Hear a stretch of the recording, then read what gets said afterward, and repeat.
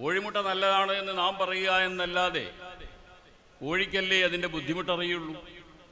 അതൊന്ന് പുറത്തായി കിട്ടാൻ സി എം വലിയുള്ളാഹിയുടെ നിലവാരത്തിലേക്ക് എത്തിയതിൻ്റെ ബുദ്ധിമുട്ട്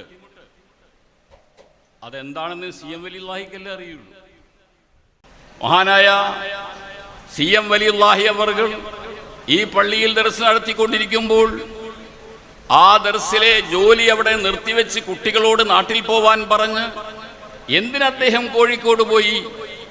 മുഹീദ്ദീൻ മൂപ്പന്റെ മുമ്പിൽ മാസങ്ങളല്ല വർഷങ്ങളോളം ഇരുന്നു എന്ന് ചോദിച്ചാൽ, എന്തുകൊണ്ട് ആളുകളുമായി അദ്ദേഹം ഒരു ഭാഷണത്തിന് പോവാതെ നിയന്ത്രണം പാലിച്ചു എന്ന് ചോദിച്ചാൽ, മഹദി മാതാവ് കാണാൻ വന്ന സന്ദർഭത്തിൽ പോലും ഒരു മുലാഖാത്തിന് തയ്യാറാവാത്ത ഒരു പൊസിഷനിലേക്ക് എന്തിന് തപസ്സിന് പോയി, അതല്ലെങ്കിൽ തപസ്യക്ക് പോയി, എന്തിനാ ഒരു മുജാഹദക്ക് പോയി എന്ന് ചോദിച്ചാൽ ആ അവസരത്തിലൊക്കെയും കൊല്ലുകയായിരുന്നു.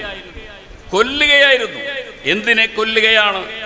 ഹൃദയത്തെ കൊന്നുകൊണ്ടിരിക്കുകയാണ്, ശരീരത്തെ കൊന്നുകൊണ്ടിരിക്കുകയാണ്.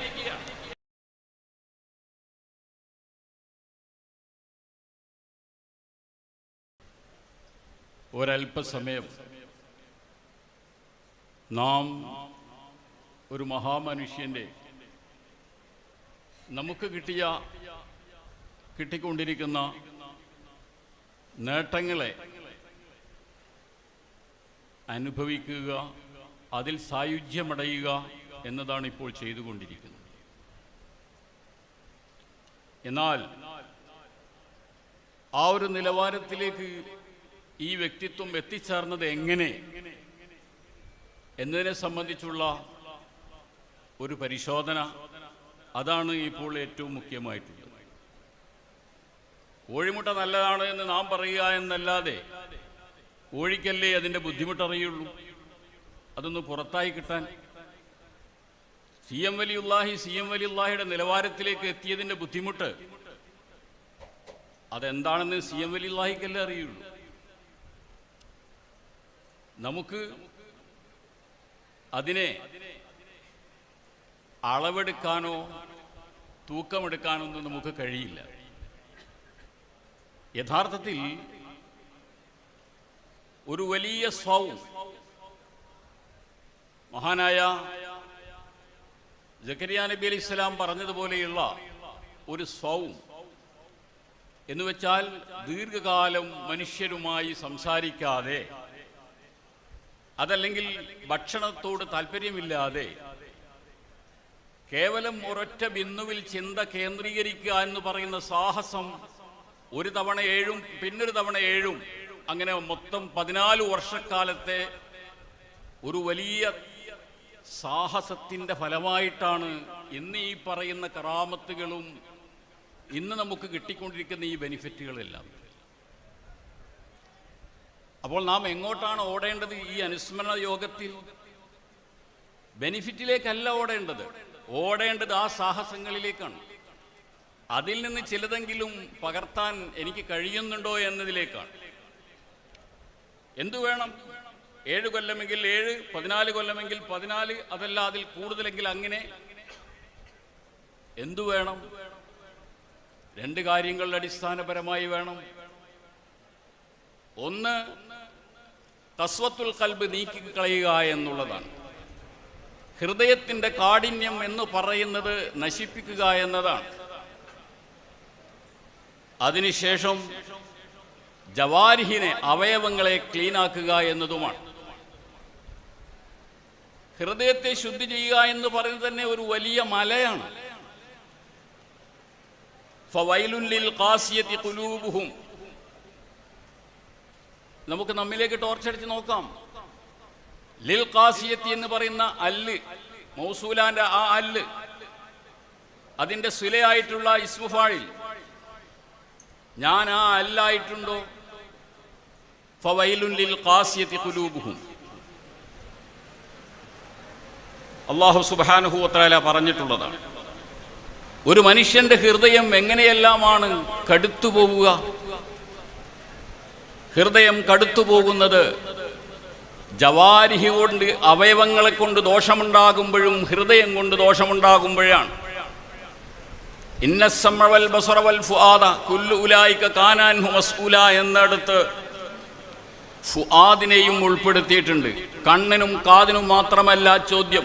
വൽ ഫുആദ, നിന്റെ ഹൃദയം എന്ത് ചിന്തിച്ചു, എന്തെല്ലാം ആവിഷ്കാരങ്ങൾ ഉണ്ടായി, എന്തെല്ലാം ആസൂത്രണങ്ങൾ ആ മനസ്സുകൊണ്ട് സംഭവിച്ചു എന്നതിനെ സംബന്ധിച്ച് ചോദ്യമുണ്ടാകുന്നു. അപ്പോൾ അവയവങ്ങളെ കൊണ്ടും ഹൃദയം കൊണ്ടും ദോഷം സംഭവിക്കുമ്പോൾ ഹൃദയം എന്തായി മാറുകയാണ്? ഫഹിയ കൽ ഹിജാറ. അല്ലാഹു സുബ്ഹാനഹു വ തആലയുടെ തംസീലാണ്. മനുഷ്യ മനസ്സുകൾ അത് സാക്ഷാൽ ശിലായുഗത്തിലെത്തിച്ചേരുന്നു. ഇവിടെ നാം ഈ ഒരുമിച്ച് കൂടിയ ആയിരങ്ങൾ, ഞാനാവട്ടെ നിങ്ങളാവട്ടെ, നമ്മുടെ ഹൃദയം കടുത്ത അവസരത്തിലാണുള്ളതെങ്കിൽ യാതൊരു സംശയവും വേണ്ട, ശിലായുഗത്തിലാണ് നാം കഴിഞ്ഞുകൂടുന്നത്. ആർക്കെങ്കിലും താല്പര്യമുള്ളൊരു വിഷയമാണോ അത് കേൾക്കാൻ? ചരിത്രത്തെ ചരിത്രാതീത യുഗമെന്ന്, ശിലായുഗമെന്ന്, ആയുധ യുഗമെന്ന്, BC എന്ന്, AD എന്ന്, ഇങ്ങനെയെല്ലാം കാലങ്ങളെ എന്ന് പറയാറുണ്ട്. അതിൽ ഏറ്റവും മോശപ്പെട്ട കാലങ്ങളാണ് ചരിത്രാതീത യുഗം എന്ന് വിശേഷിപ്പിക്കുന്നതും അത് കഴിഞ്ഞുള്ള ശിലായുഗം എന്ന് പറയുന്നു. ഇവിടെ അള്ളാഹു ഉപയോഗിച്ച വാക്ക് നോക്കൂ, ഫഹിയ കൽ ഹിജാറ. മനുഷ്യന്റെ മനസ്സുകൾ കടുത്തു നിൽക്കുന്ന അവസരത്തിൽ ആ ഹൃദയങ്ങൾ കേവലം ശിലയാണ്, കല്ലാണ്. മുഫസ്സിറുകൾ തന്നെ ചോദിക്കുന്നുണ്ട്, എന്തുകൊണ്ട് ഫഹിയ കൽ ഹദീദ് എന്ന് അള്ളാഹു പറഞ്ഞില്ല? അതായിരുന്നില്ലേ മുശബ്ബഹ് ബിഹി ആകുവാൻ ഏറ്റവും യോജിച്ചത്? ഇരുമ്പിന്റെ അത്ര കട്ടിയുണ്ടോ കല്ലിന്? ഫഹിയ കൽ ഹിജാറ എന്ന് ആ മുശബ്ബഹ് ബിഹി തന്നെ കൊണ്ടുവരാനുള്ള കാരണം, കല്ലും ഇരുമ്പും തുലനം ചെയ്താൽ ബെറ്റർ ഇരുമ്പാണ്, മോശം കല്ലാണ്. കാരണം ഇരുമ്പ് എത്ര കട്ടിയുള്ളതാണെങ്കിലും അതിനെ തീ കൊണ്ട് നമുക്ക് ലോലമാക്കാൻ കഴിയും. എന്നാൽ ഒരു തീ കൊണ്ടും ലോലമാക്കാൻ കഴിയാത്ത, ലോലീകരണം അസാധ്യമാണ് കല്ലിന്, പൊട്ടിത്തെറിക്കുകയുള്ളൂ കല്ല്, അതൊന്ന് ലോലമായി കിട്ടുന്നതല്ല. അപ്പോൾ ഒരു നിലക്കും ലോലമാവാത്ത മനസ്സായിട്ട് ഖതമല്ലാഹു അലാ ഖുലൂബിഹിം എന്ന് പറയുന്ന മുദ്ര ചാപ്പകുത്തൽ നടന്നു പോകുന്ന ഹൃദയങ്ങൾ, അതിനെയാണ് ഫഹിയ കൽ ഹിജാറ എന്ന് പറയുന്നത്. മഹാനായ CM വലിയുല്ലാഹി അവർകൾ ഈ പള്ളിയിൽ ദർസ് നടത്തിക്കൊണ്ടിരിക്കുമ്പോൾ ആ ദർസിലെ ജോലി അവിടെ നിർത്തിവെച്ച് കുട്ടികളോട് നാട്ടിൽ പോവാൻ പറഞ്ഞ് എന്തിനദ്ദേഹം കോഴിക്കോട് പോയി?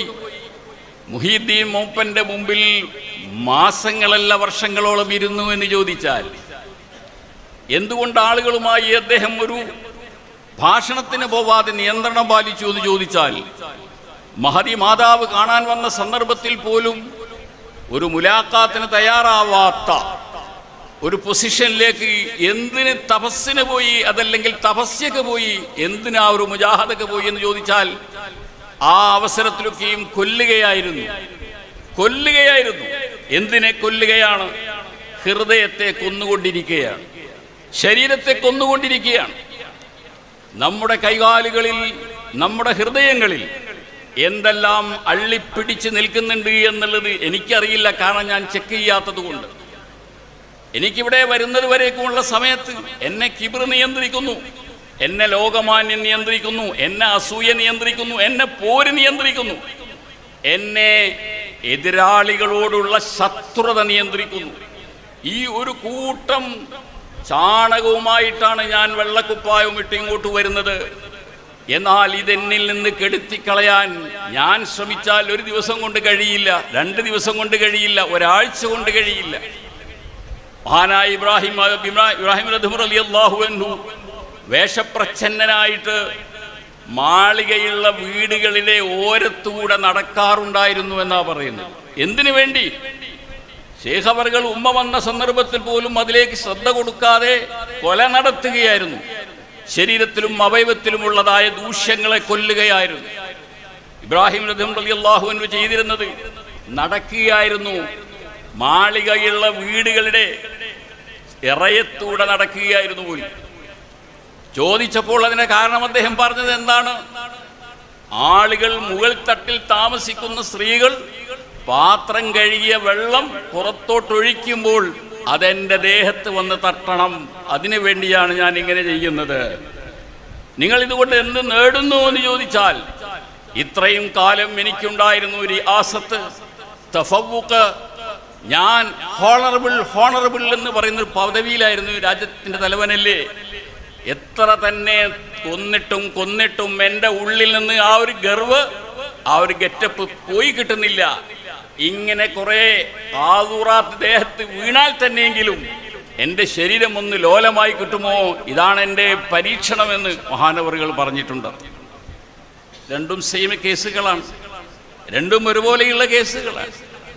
അപ്പോൾ എൻ്റെ മാന്യ സുഹൃത്തുക്കളെ, നാം ഇവിടെ ഒരുമിച്ച് കൂടുന്ന സന്ദർഭത്തിൽ നാം ചിന്തിക്കേണ്ടത്, ശൈഖ് അവറുകൾ, മടവൂരവറുകൾ എങ്ങനെയാണ് മഹാനവറുകളുടെ ശരീരത്തെ തസ്കിയത്ത് ചെയ്തത്? എത്ര സാഹസപ്പെട്ടിട്ടാണ്.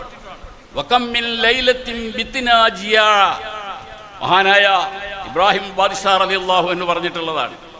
വകമ്മിൻ ലൈലത്തിൻ എന്ന് പറയുന്ന തക്സീറിന്റെ കമ്മ ഒരു പ്രാവശ്യമെങ്കിലും ഉപയോഗിക്കാൻ എനിക്കും നിങ്ങൾക്കും കഴിയുന്നില്ല. അതാണ് നമ്മുടെ അവസ്ഥ. പറ്റില്ല, ഉയരാൻ കഴിയുകയില്ല, ഉയരങ്ങളിലേക്ക് എത്തിച്ചേരാൻ കഴിയില്ല.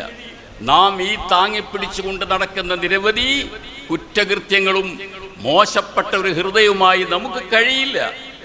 നമുക്ക് മറ്റുള്ളവരുടേത് ഇങ്ങനെ പറഞ്ഞുകൊണ്ടിരിക്കാനേ സാധ്യമാവുകയുള്ളൂ. അതുകൊണ്ട് മാത്രം കാര്യമില്ലല്ലോ. മഹാനവരുടെ കറാമത്ത് കൊണ്ട് നമുക്ക് കുറെ ഭൗതികമായ കാര്യങ്ങൾ സാധിച്ചു കിട്ടി എന്നതുകൊണ്ട് എന്ത് കാര്യം? ജീവിതം തട്ടിമുട്ടി അങ്ങ് പോയി എന്നല്ലേ ഉള്ളൂ.